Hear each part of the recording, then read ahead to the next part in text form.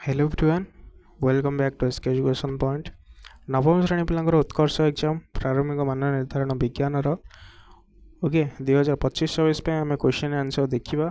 ता पूर्व जो मैंने पे चैनल को सब्सक्राइब करना निहत चैनल को सब्सक्राइब करके बेल आइकन को ऑल नोटिफिकेशन सेट कर जो भी आम क्वेश्चन पेपर आगो जमी IE1 एग्जाम तुम अच्छी तो से भाव क्वेश्चन पेपर जो अपलोड हम तुम पाक फास्ट नोटिफिकेशन जीव आम 20 तारीख में क्वेश्चन पेपर अपलोड हम 21 तारीख ओके तो समस्त रेडी हो मेसेज जीव सांगे सांगे नोटिफिकेशन जो देख निहत सब्सक्राइब करते सब्सक्राइब कर बेल आइकन को ऑल नोटिफिकेशन सेट करदे तुम पाक फास्ट नोटिफिकेशन जीव ठीक अच्छे टेलीग्राम और व्हाट्सएप चैनल लिंक डिस्क्रिप्शन अच्छी जाकि जॉइन करनी स्टार्ट करिया सेक्शन ए रे एक बरफखंड पदार्थर क्यों अवस्था को सूचाए को अवस्था बरफखंड देखिए जदि कठिन अवस्था को बुझेब तापर से देख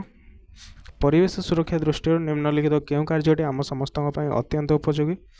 जंगल वन्यजंतु शिकार करने यहाँ केवे उपयोगी नुह जंगल वृक्षलता को काटी सफा करवा यहाँ भी केवे उपयोगी नुह सहर नाल नर्दमा आवर्जना नदी छाड़ा यहाँ भी केवे उपयोगी नुह नूतन जंगल सृष्टि कर साहय कर यहाँ निहत उपयुक्त अटे ठीक अच्छे तापर जो देख उद्भिद फूल द्वारा क्यों कार्य संपादित होता है फूल द्वारा उद्भिदर वंश विस्तार होता है ठीक अच्छे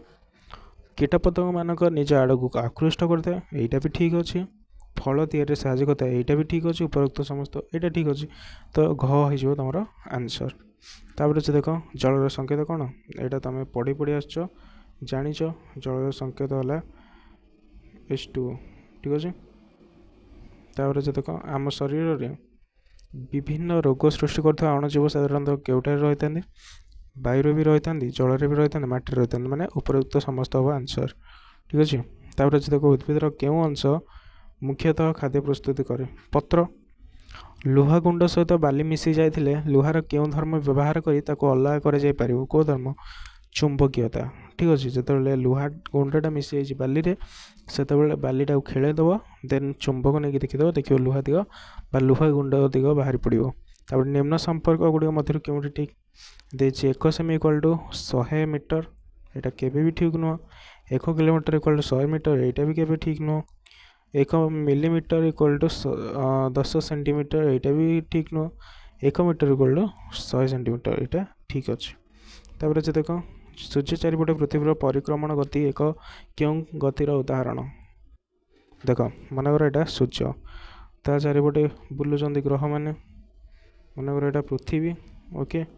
पृथ्वी निजे बुलवा सह सूर्य चारिपटे बुलूची तो यहाँ कौन वृत्तीय ओके ये लिखिदेव वृत्तीय तापर तले दी जाए संभाव्य उत्तर गुड़िकर मध्य क्योंटे उद्भिदर वृद्धि सहायक होता है वर्षा तो वृद्धि साहय करता है निहत भाव पानी दरकार ना गछ को वृद्धि पानीपाग हाँ पानीपाग भी दरकार हे तो को गछ को पानीपाग मरी जापे बंची जापे तापर उपयुक्त तापमात्रा यहाँ तो निहत भाव दरकार उपयुक्त तापमात्रा संध्या समय संध्या तापमात्रा दिन बेला दिन तापमात्रा यहाँ दरकार उपरोक्त समस्त माने घ हो तुम आंसर तापर जो देख सेक्शन बी सेमती पृथ्वी एक चारिपटे थिबा समस्त वस्तु को निज आड़ को टाणी रखे कारण तार माध्याकर्षण बल जो ख हो आंसर कृषक मैंने जमी व्यवहार कर कौन दुईटी रासायनिक सार नाम है यूरिया एंड पोटास ठीक अच्छे तापर खाद्याभ्यास अनुसार निम्नोक्त जीवगुड़ी को